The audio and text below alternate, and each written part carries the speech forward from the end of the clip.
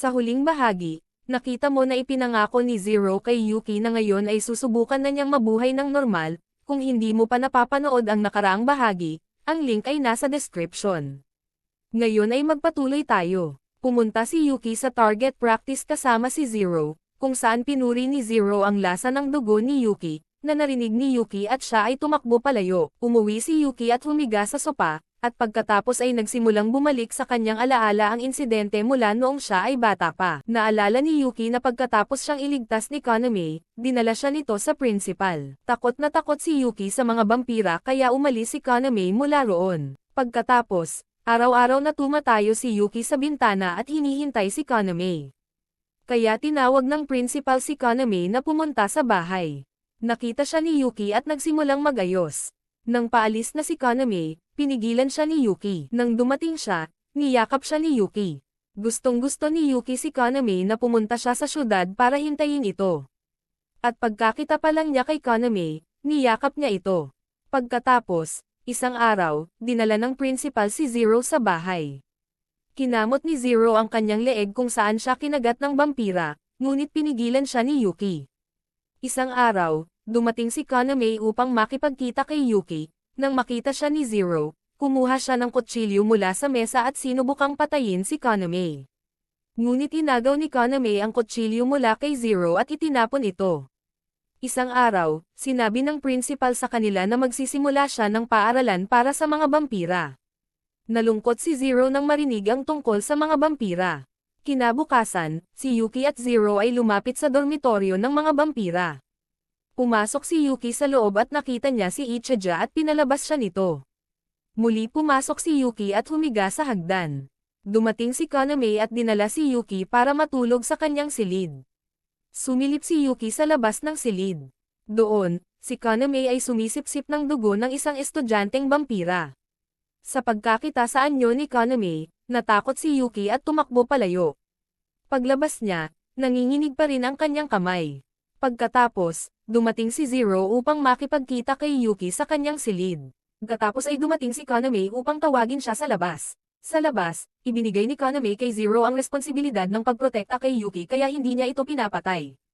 Kinabukasan, nasa banyo si Zero at iniisip ang sinabi ni Kaname, nang dumating si Yuki.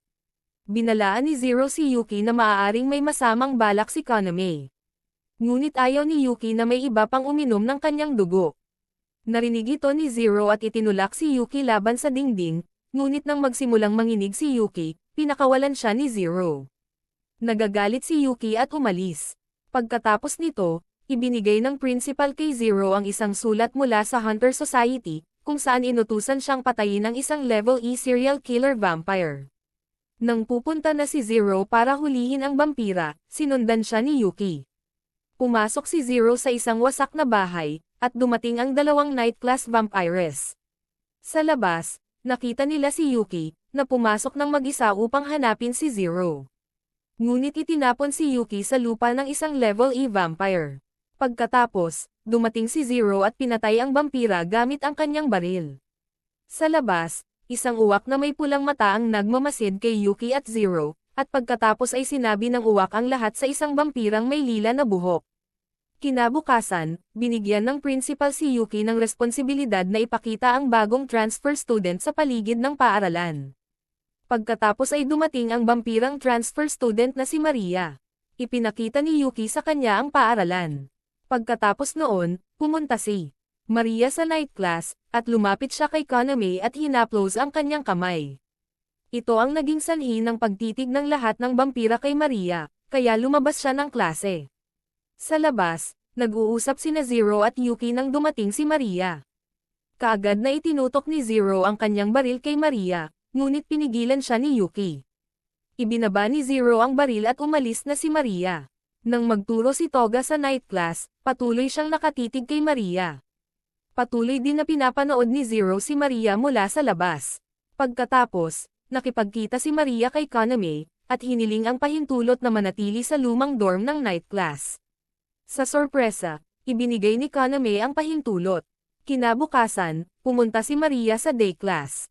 Sinubukan siyang pigilan ni Yuki ngunit pinigilan siya ni Zero, at binalaan siya na lumayo kay Maria.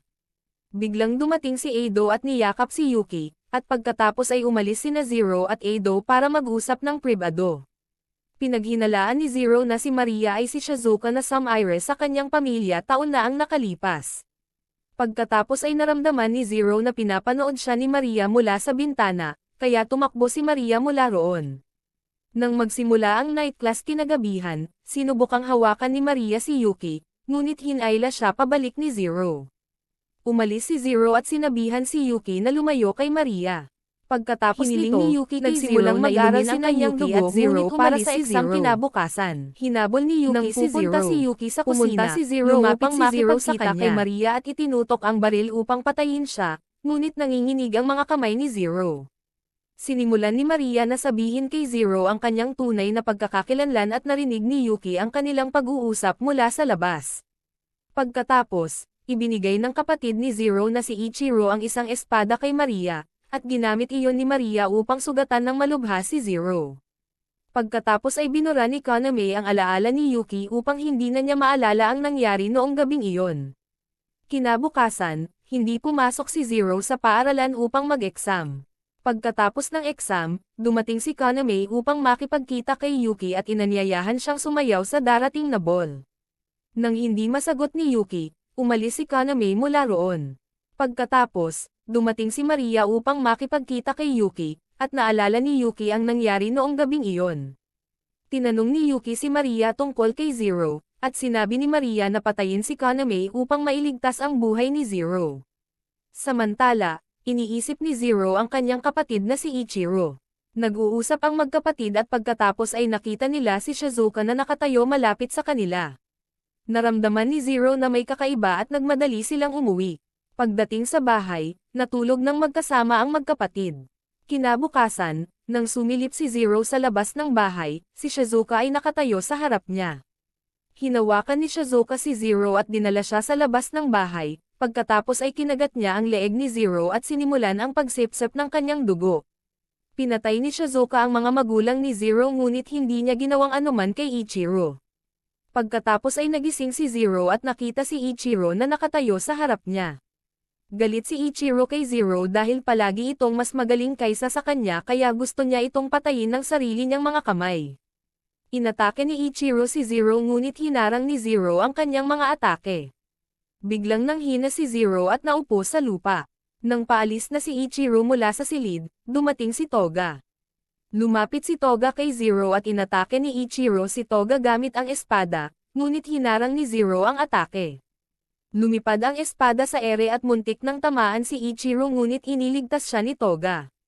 Pagkatapos, kinuha ni Ichiro ang espada at umalis mula roon.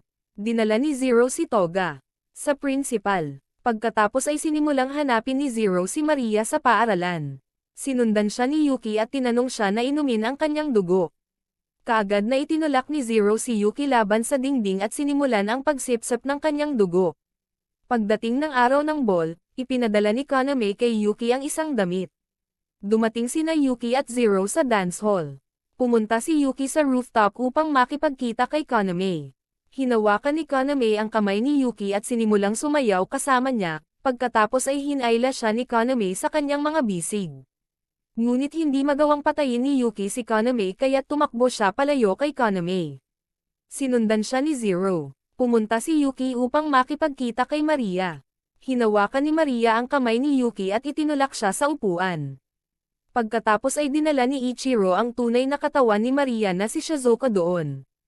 Kailangang inumin ni Zero ang dugo ni Shizuka upang mailigtas ang kanyang buhay. Pagkatapos ay bumalik si Shizuka sa kanyang tunay na katawan. Sinubukan niyang sipsipin ang dugo mula sa leeg ni Yuki ngunit pinigilan siya ni Zero. Inutusan ni Shizuka si Zero na hulihin si Yuki at sinunod ni Zero ang utos dahil siya ay isang blood slave. Pagkatapos nito, sinimulan ni Shizuka na sipsipin ang dugo mula sa leeg ni Zero. Ngunit nang malapit na siyang sipsipin ang dugo ni Yuki, hinawakan ni Zero ang kanyang leeg.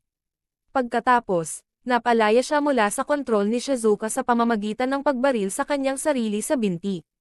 Maraming beses binaril ni Zero si Shizuka, na nagdulot ng sugat sa kanyang katawan. Pagkatapos, inihagis ni Ichiro ang kanyang espada kay Zero. Tumakas si Shizuka mula roon at pinigilan ni Ichiro sila mula sa paghabol sa kanya. Pagdating ni Shizuka sa kanyang silid, naghihintay na doon si Kaname. Hinawakan ni Kaname si Shizuka mula sa likuran at sinimulang sipsipin ang kanyang dugo. Pagkatapos, pinatay ni Kaname si Shizuka. Pagkatapos, naramdaman ni Ichiro na may mali at tumakbo upang tingnan si Shizuka ngunit nakita niyang patay na ito. Sinundan ni Zero si Ichiro at nagsimulang manabik sa dugo ngunit naglaho sa hangin ang katawan ni Shizuka. Pagkatapos, umalis na rin si Ichiro. Nang dumating si Yuki doon, hindi niya nakita si Zero. Ipinaalam ng principal sa kanya na dinala na si Zero sa Hunter Society Hospital para sa gamutan. Pagkalipas ng ilang araw, dumating ang principal upang makipagkita kay Zero ngunit mabilis na siyang naging level E vampire. Pagkatapos, narinig nilang may ingay sa labas kaya lumabas sila upang tingnan. Biglang lumitaw si Kaname doon. Ipinakita ni Kaname kay Zero ang kanyang dugo, ngunit inalis ni Zero ang kanyang kamay. Pagkatapos, pinilit ni Kaname si Zero na inumin ang kanyang dugo at sinimulan ni Zero na sipsipin ito. Maliligtas ba ang buhay ni Zero sa pamamagitan ng pag-inom ng purong dugong marangal ni Kaname? Kung gusto mong malaman ito, huwag kalimutang panoorin ang susunod na bahagi ng video. I-like ang video, i-share at mag-subscribe sa channel.